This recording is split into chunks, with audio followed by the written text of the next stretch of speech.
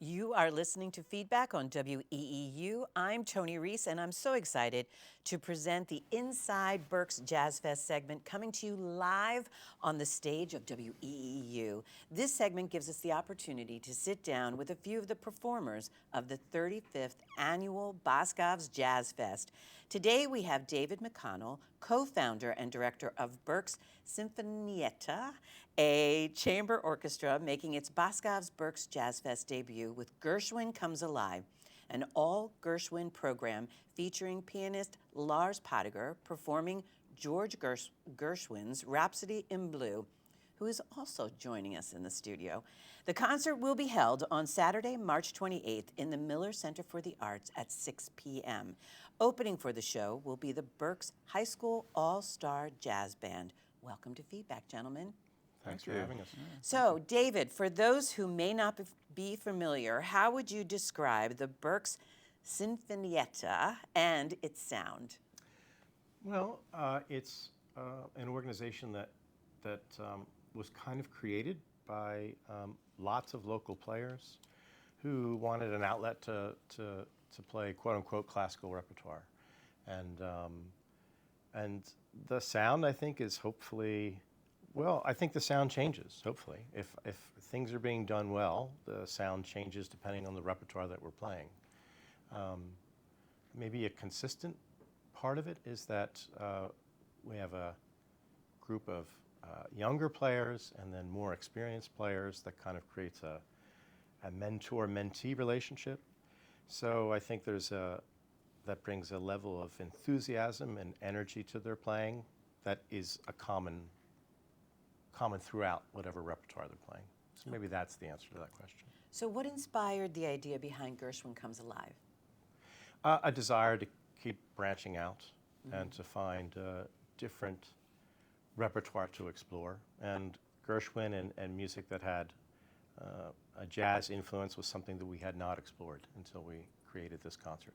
It sounds like it's going to be amazing and very exciting. How does this performance bring something fresh to the Berks Jazz Fest?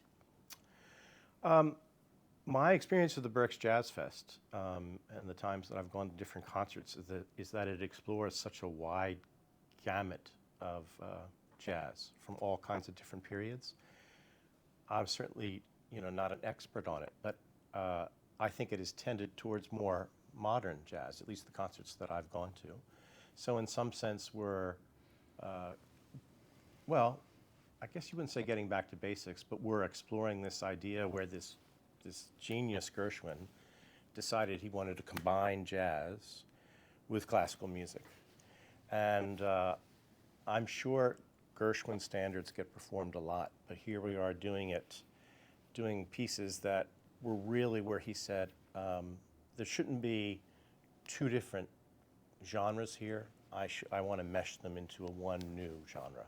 And I think with the music we do, the American in Paris, and certainly with the Rhapsody in Blue, that's what we get to see, is this brilliant young composer's idea of, I want to create something new. Mm-hmm. Lars, you'll be performing Rhapsody in Blue. Yeah. It's such an iconic piece. Mm-hmm. What does that mean to you personally? It's a lot. I mean, it's very much part of that tradition. Like David said, it was this melding of jazz and classical music. Mm-hmm.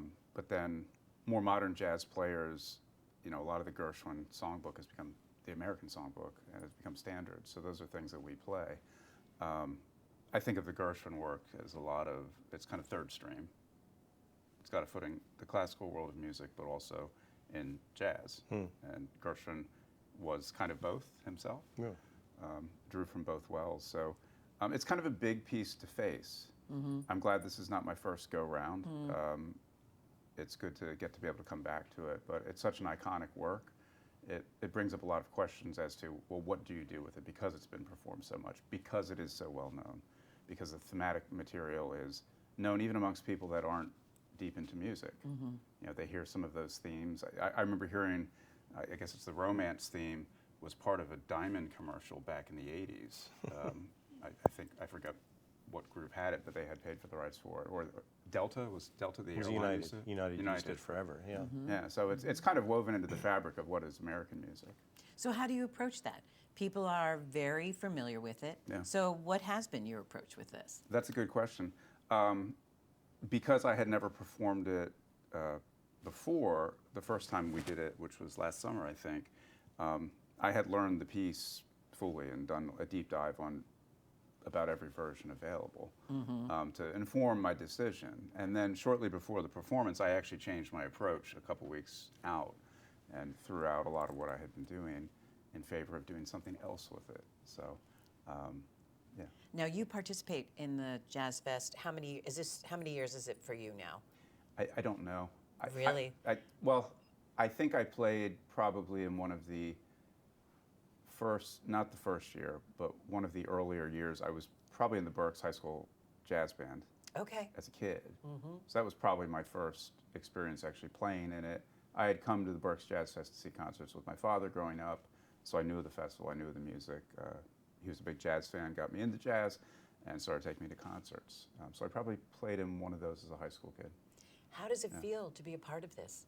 That's great. Yeah, it's so special. I can imagine it must feel going with your father, listening to the music, and now doing this on your own, being a part of this with David. It must be it's great. amazing. And it's wonderful to see how the festival has grown over the last, I guess this is 35.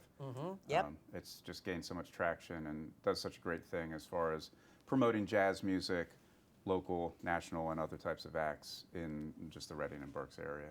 So what should we pay particularly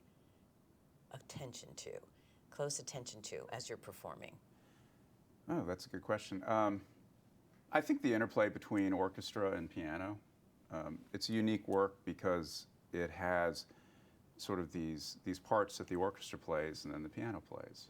And sometimes we overlap, but then sometimes we don't. And it kind of goes back and forth.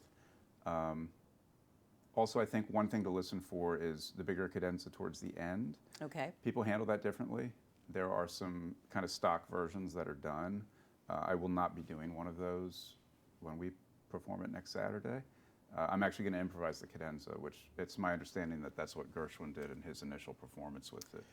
Yeah, I think, well, there's so many great stories about the piece. But to Lars's point, one of the great stories is that Gershwin and his brother were in California, and his brother was reading the paper and saw this announcement for the premiere of this piece. And Iris said, you know, George, you really hadn't really mentioned this to me. And George said, well, that's because I really said no to it, the commission. But the man who had commissioned it from him, Paul Whitman, really really was convinced he would do it, and so kind of, I guess, did this pressuring situation. And they were reading the paper, I think it was maybe 6 weeks before, 5 weeks before. So he had to write it on a very tight schedule. I think, you know, there's a theme that is sometimes called the train theme because they think it's, you know, people will say it sounds like a train, and he wrote parts of it as taking a train moving from west to east. And he did not have enough time to really, orchestrate it, which he had never really done orchestration. You know, he'd done so much composing for Broadway, and in Broadway you typically take a short score and hand it to an orchestrator. So that was the plan.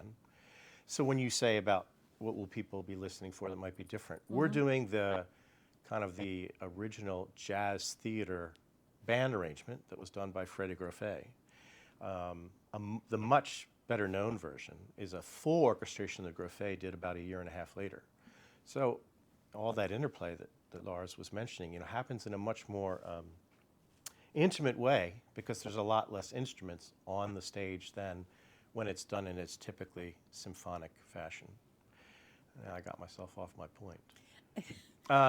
But you know, so when he arrived, he hadn't written it out all the way, and so to Lars's point, I think he just made it up. You know, like if you looked at the piano part that he brought with him, it wasn't really filled out. He pretty much played it from what was in his head to begin with. So Lars, in a really strong way, is honoring kind of that improvisatory jazz quality that was surely a part of the first performance.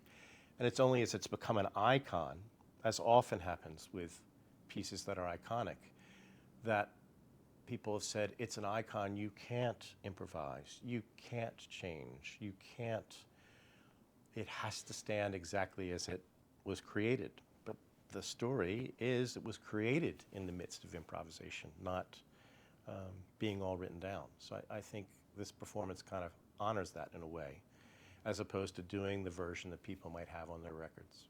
It sounds like it would be an exciting thing for you to do, to just make it your own and to do it this way. Yeah, I think that's a beautiful thing and a great story that I wasn't aware of. So thank you for sharing that. The Berks High School All-Star Jazz Band is opening for you. How important is it to include the young musicians in this event? Well, I think, as I said earlier, Sinfonietta works in an intergenerational approach where we often have high school and college students playing with us. So I would say that one of our main mission goals is to be a source of education and experience for high schoolers or for young musicians. So that we have young musicians, quote unquote, opening for us is a thrilling thing, because I think our desire is to be a place where young musicians, A, get to learn from what we do, and B, get to work with us in what we do. And that brings us to you again, Lars. What made you were invited to do this, which I guess maybe I should take this to you, David. Why is Lars the fit for this, from your perspective? Don't mean to put you on the spot there, Lars. Well, when I came to Reading in 1996, I came to work at Trinity Lutheran Church right up, the block here. And Lars was in my youth choir. And, a phenomenal musician even then. And then at the same time I left Trinity, he went to college and we both ended up going to Cincinnati. He went for his undergraduate degree and I went for my doctorate. And so there was one time, during my doctorate where I left Cincinnati and traveled up to Cleveland to hear him play. And then, over the years, we've gotten to connect again. And when I was at Emmanuel UCC in Shillington, he would come and do, jazz church services. And I guess as soon as I decided I wanted to explore jazz, I knew I wanted to do it with Lars, because I so admire the way he plays and his creativity. And as a person who also plays piano and organ, I'm just usually flabbergasted anytime I listen to or watch Lars play the piano. He owns the instrument in a way that I can't quite imagine. How does that sit with you to hear those type of accolades? Thank you. Yeah. That's beautiful. Yeah, like David said, he and I have a pretty long history together, and our paths we went apart and then came back together. So it's just a real privilege to get to do this work with him in the orchestra. And I was really just flattered that you asked about it when you had asked initially. And it's been a joy to get to do, and I'm really grateful we can do it yet again. So Absolutely. Here we go. Now, I just want to mention too that you are also playing a couple of times during Jazz Fest, correct? I am. Yeah. And where are some of those locations? Jazz Fest specifically, Saturday night is at Gracie's 21st Century out in Pine Forge. Have something next Wednesday with a organ quartet over at Midtown in West Reading. Mike's Tavern next Thursday. A lot going on. I'm for playing you. on that piano there, and then we do the Gershwin Saturday. Hope I got Right, that and I day want to right. make sure that we know the concert will be held at the Miller Center for the Arts at 6 o'clock. She knows. Yes, a Saturday, March 28th. And I believe, Lars, you're going to play us out today. Okay. And I can't wait to hear you play. All right, great. All right, Thanks thank so much. you. Thank you. Have at it. Okay.